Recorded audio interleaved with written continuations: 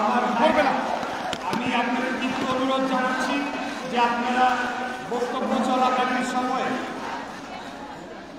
স্লোগানটা বন্ধ রাখবেন, যাতে করে আমরা মনোযোগ দিয়ে এই আমাদের যে বক্তব্য রয়েছে সেটিকে আমরা সকলকে শুনতে দিতে পারি, বিশেষ করে মিডিয়া।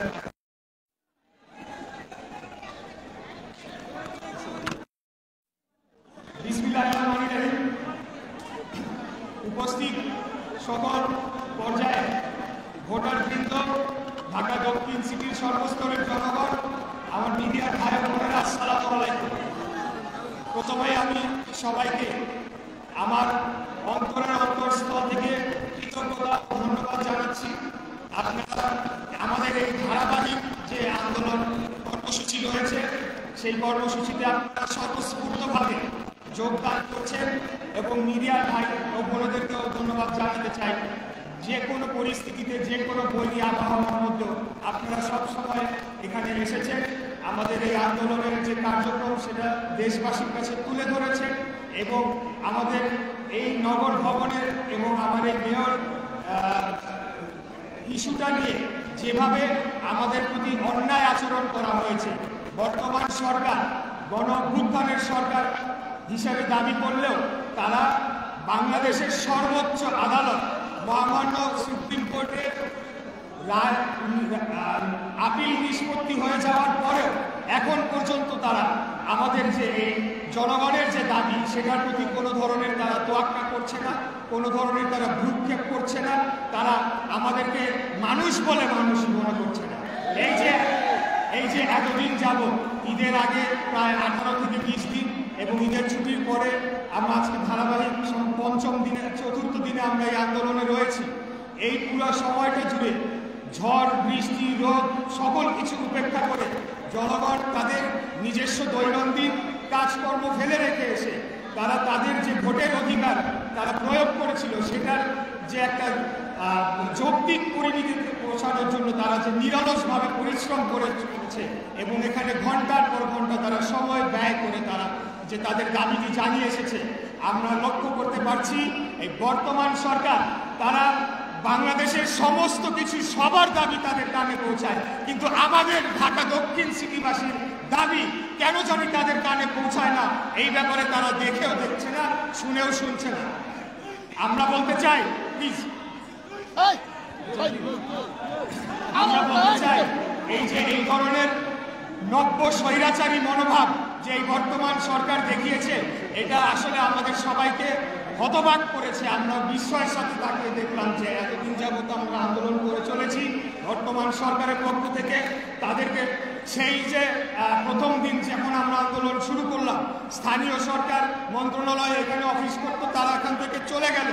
তারপরে থেকে কোনো ধরনের যোগাযোগ তার পূর্বে অথবা আজ পর্যন্ত আমাদের সাথে করা হয় নাই, কোনো ধরনের আমাদের সাথে কমিউনিকেশন করা হয় নাই। আমাদের দাবিটা একবারও তারা মনে করে নাই শুনে দেখার প্রয়োজন রয়েছে কিনা। উপরন্তু পুরা সময়টাতে আমাদের এই যে আমাদের দাবি, আমাদের যে আন্দোলন এবং আমরা যে বাংলাদেশের সর্বোচ্চ আদালতের মাধ্যমে সকল আইনি প্রক্রিয়া, সকল আইনি লড়াই আমরা জনগণের রায় যেটা আমরা পেয়েছিলাম সেটি আমরা জিতে এসেছি।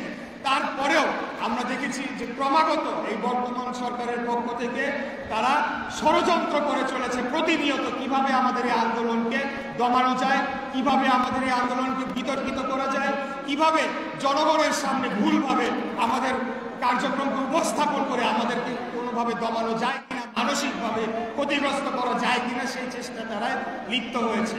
এবং অত্যন্ত দুঃখের সাথে বলতে হয়েছে যে আমাদের মিডিয়ার ভাইরা আমাদেরকে অত্যন্ত সহযোগিতা করেছে, কিন্তু বাইরের কিছু মিডিয়া এবং সোশ্যাল মিডিয়ার কিছু বিষয় রয়েছে যারা আমাদের এই আন্দোলনকে ভুলভাবে উপস্থাপন করে জনগণের মাঝে একটা মিথ্যা তথ্য দেওয়ার চেষ্টা করেছে। এবং বর্তমান যে স্থানীয় সরকার উপদেষ্টা, সেও ক্রমাগত মিথ্যাচার করেছে আমাদের এই আন্দোলন নিয়ে। সে বারে বারে বলেছে এখানে আইনি জটিলতা রয়েছে, আইনি এখানে সাব জুডিস ম্যাটার রয়েছে এবং অন্যান্য কথা বলেছে। অথচ বাংলাদেশের সর্বোচ্চ আদালত মহামান্য সুপ্রিম কোর্ট থেকে আপিল বিভাগ থেকে এই জিনিসটা বহু আগে নিষ্পত্তি হয়ে গিয়েছে। তারপরেও যদি সে বলে যে এখানে আইনি জটিলতা রয়েছে, তাহলে আমি বলবো যে এই ধরনের মূর্খ উপদেষ্টা বাংলাদেশের ইতিহাসে কেউ কোনোদিন দেখে না। আপনারা জানেন যে আমি একটু স্পেসিফিক্যালি ক্যাটাগরিক্যালি বলতে চাই এবং আমার বিশেষ করে সাংবাদিক ভাইদের উদ্দেশ্য করে বলতে চাই এবং এখানে সকলে যারা উপস্থিত রয়েছে, এই কথাগুলো জনগণের জানা দরকার, মানুষের জানা দরকার। আপনারা অন্য সবগুলো কিছুর পাশাপাশি এই বক্তব্যটা আপনারা দয়া করে প্রচার করবেন। একটা আন্দোলন যখন হয়, আন্দোলন মানেই হলো সেখানে সমস্ত কিছু বন্ধ করে দাবি দেওয়ার জন্য অবস্থান করা। আন্দোলনকারীরাই সেই কাজটি করে থাকে যতক্ষণ না পর্যন্ত তাদের দাবি দাবা মেনে না হয়। এটাই হলো গিয়ে আন্দোলনের ডেফিনিশন। কিন্তু আপনারা লক্ষ্য করবেন, আমরা যেদিন থেকে আন্দোলন শুরু করেছি, আমরা 1 সেকেন্ডের জন্য ঢাকা দক্ষিণ সিটি কর্পোরেশনের কোনো একটি জরুরি সেবা 1 সেকেন্ডের জন্য বন্ধ করা হয় নাই। উপরন্তু আমরাই নিশ্চিত করেছি যাতে এই সেবাগুলো চালু থাকে, এই সেবাগুলো যাতে জনগণের দুর্ভোগের সৃষ্টি না হয়। এর মধ্যে বর্জ্য ব্যবস্থাপনা, টিকাদান কর্মসূচি সহ যে আঞ্চলিক কার্যালয়গুলোতে যে ধরনের জরুরি সেবা দেওয়া হয়ে থাকে, নাগরিক সনদ, সকল কিছু কিন্তু আমরাই বলে রেখেছি যে জনগণ যাতে এই সেবাটি পেয়ে থাকে। এরপরে যখন আমরা আমাদের আন্দোলন নিয়ে রাজপথে অবস্থান করলাম, তখনও কিন্তু আমাদেরকে একটা মিথ্যা আশ্বাস দেওয়া হয়েছিল যে এই সরকার এই বিষয়টি সুরাহা করবে এবং এই ধরনের একটা আশ্বাস দিয়ে আমাদের সাথে প্রতারণা করে, আপনাদের সাথে যারা আন্দোলন করেছেন দীর্ঘদিন যাবত আপনাদের সাথে প্রতারণা করে।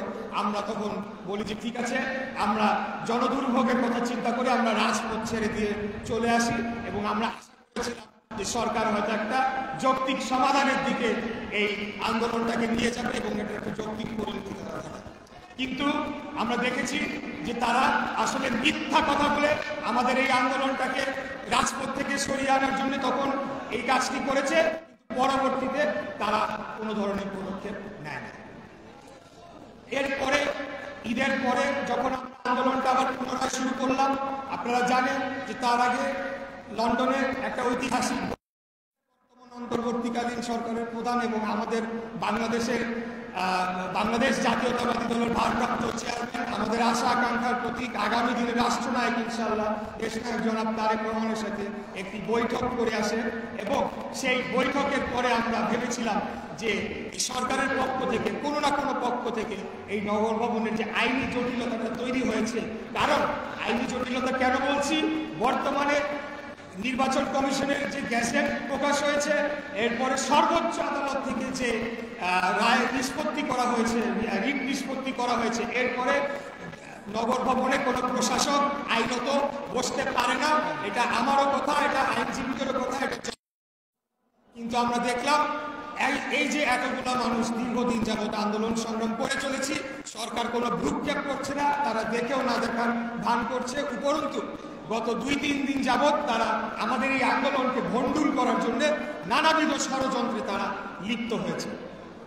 এর মধ্যে গত পরশুদিন সন্ধ্যায় আপনাদেরকে বলতে চাই যে বর্তমান যে স্থানীয় সরকার যে উপদেষ্টা রয়েছে আসিফ মাহমুদ, সে সরাসরি ফোন করে আমাদের নগর ভবনের ঊর্ধ্বতন কর্মকর্তাদের নির্দেশ দিয়েছিল যে বর্জ্য ব্যবস্থাপনার জন্য যে গাড়িগুলোকে ব্যবহার করা হয় সেই গাড়িগুলোতে যাতে জ্বালানি বন্ধ করে দেওয়া হয় এবং তার উদ্দেশ্য ছিল যদি বর্জ্য ব্যবস্থাপনা বা বর্জ্য কার্যক্রম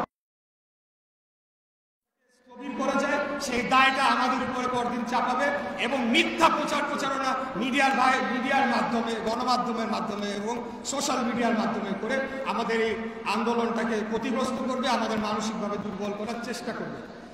কিন্তু তাদের এই ষড়যন্ত্র আমরা সফল হতে দেই নাই। আমি খালি এই সরকার এবং উপদেষ্টার উদ্দেশ্যে বলতে চাই, এই জ্বালানি কি আপনাদের বাবার টাকায় কেনা হচ্ছে নাকি? জনগণের ট্যাক্সের টাকায় কেনা এই জ্বালানি বন্ধ করার আপনারা কে? আপনাদের সেই কোনো অধিকার নাই, আপনাদের কোনো জনগণের ম্যান্ডেট নাই, আপনারা জীবনে একটা ভোটও কোনোদিন পান নাই। অতএব আপনাদেরকে একটা বিশেষ পরিস্থিতিতে ছাত্র জনতা রক্তাক্ত গণঅভ্যুত্থানের মাধ্যমে বসানো হয়েছিল। বাংলাদেশের জাতীয় নির্বাচন অনুষ্ঠান করে জনপ্রতিনিধি নির্বাচিত সরকারের কাছে ক্ষমতা হস্তান্তর করে আপনারা প্রস্থান করবেন। কিন্তু আমরা ক্রমাগত দেখতে পাচ্ছি এই বিশেষ করে স্থানীয় সরকার উপদেষ্টা আসিফ মাহমুদ ব্যাপক দুর্নীতি, ব্যাপক লুটপাটে জড়িয়ে পড়েছে। আর হাসিনার আমলে 15 বছরে পিয়ন কামাইছে 400, আর এখন 9 মাসে কামাইছে 350। এই হলো গিয়া এদের দুর্নীতির মাত্রা। আপনারা জানেন যে এই স্থানীয় সরকার সচিবালয়ে একটি অগ্নিকাণ্ডের ঘটনার পরে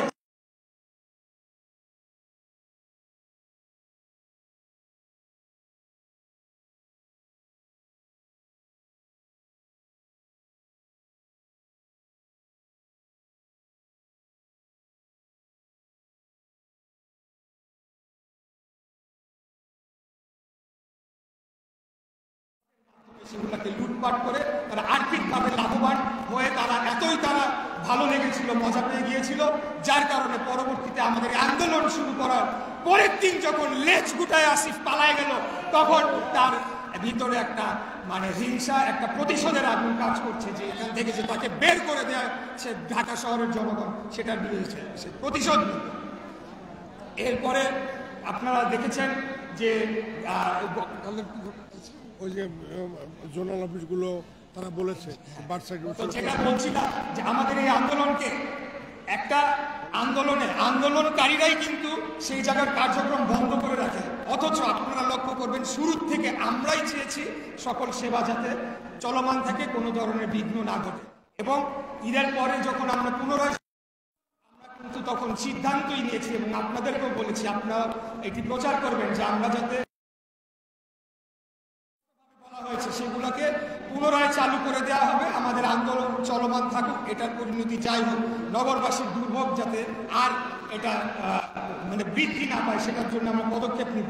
কিন্তু আমরা পরশুদিন গতকালকে বিভিন্ন ওয়ার্ড সচিবদের সাথে একটা মত বিনিময় সভা আমরা করেছি এবং আমরা তাদেরকে নির্দেশনা দিয়েছি প্রত্যেকটি ওয়ার্ডে যাতে তারা জন্ম নিবন্ধন, মৃত্যু সনদ, নাগরিক সনদ এবং ওয়ারিশন সার্টিফিকেট এই আবেদনগুলো তারা জমা নেয়, নিয়ে তারা আঞ্চলিক কর্মকর্তাদের মাধ্যমে সেটা দ্রুততম সময়ে তারা নিষ্পত্তি করে যাতে জনগণের কাছে সার্টিফিকেটটা দিয়ে দেয়। কিন্তু গতকাল আমরা জানতে পেরেছি এই স্থানীয় সরকার উপদেষ্টা এবং স্থানীয় সরকার সচিব তারা আঞ্চলিক কর্মকর্তাদেরকে নির্দেশ দিয়েছে তারা যাতে জন্ম নিবন্ধন, মৃত্যু নিবন্ধন, নাগরিক সনদ এখানে যাতে সই না করে। এরকম একটা ন্যাক্কারজনক ভূমিকায় তারা অবতীর্ণ হয়েছে, যেখানে আমরাই সেবা চালু করতে চাচ্ছি তারা সেখান থেকে বসে ফোন করে বলছে যে এগুলোতে যদি সই না করা হয় তাহলে কি হবে, জনগণের যদি একটু দুর্ভোগ হয় তখন সেটা তারা সরাসরি আমাদের উপর দায় চাপানোর চেষ্টা করবে। তাই আজকে ওপেন ফিল্ডে আমি আমাদের যারা মিডিয়ার ভাইরা রয়েছে তাদের সামনেই বলতে চাই আপনারা এটা দয়া করে দেশবাসীকে জানাবেন, আমরাই নিশ্চিত করছি যাতে জনগণের সকল সেবা কার্যক্রম অব্যাহত থাকে, এটাকে আরো কিভাবে বৃদ্ধি করা যায়, আর এখানে সরকারের পক্ষ থেকে চেষ্টা করা হচ্ছে কিভাবে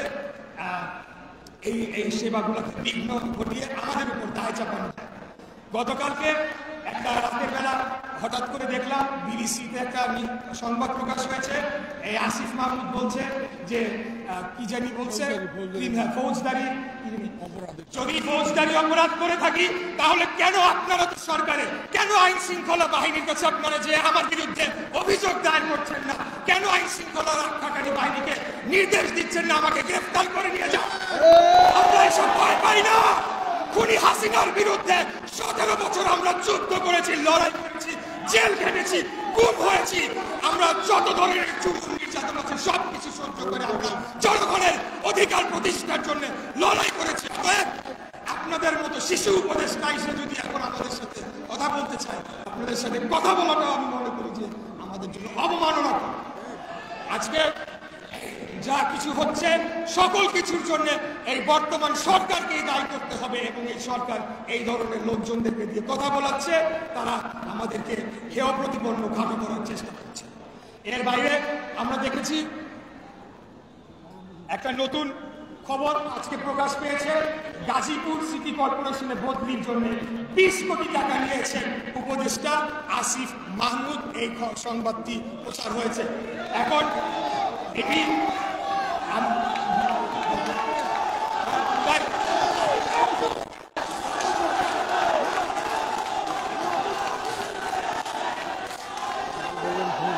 যদি করে থাকে দুর্নীতি করে ফৌজদারি অপরাধ আমরা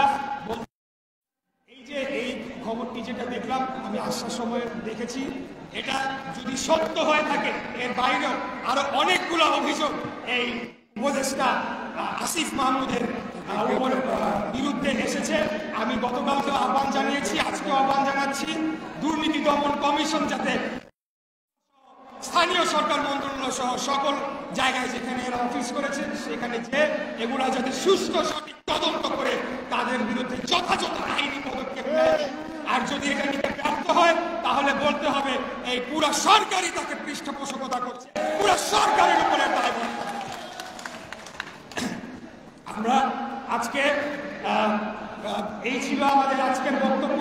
আমরা আগামীকালকে পরবর্তী কর্মসূচি নিয়ে আমরা পরবর্তী ঘোষণা দিব।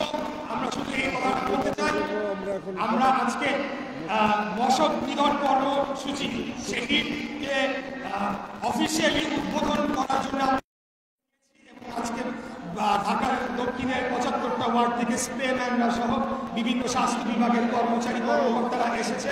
তাদের সাথে নিয়ে আমরা এটা উদ্বোধন করে দিব এবং এই ডেঙ্গুর সেটিকে নিয়ন্ত্রণ করার জন্য ঢাকা দক্ষিণ সিটি কর্পোরেশনের পক্ষে যা যা করণীয় তারা যাতে সকল কিছু করছে সেটা যাতে প্রমাণ হয়ে দালিলিক প্রমাণ হয়ে থাকে। কারণ আমরা দেখতে পাচ্ছি যে ষড়যন্ত্রমূলকভাবে ব্যাহত করার চেষ্টা করছে।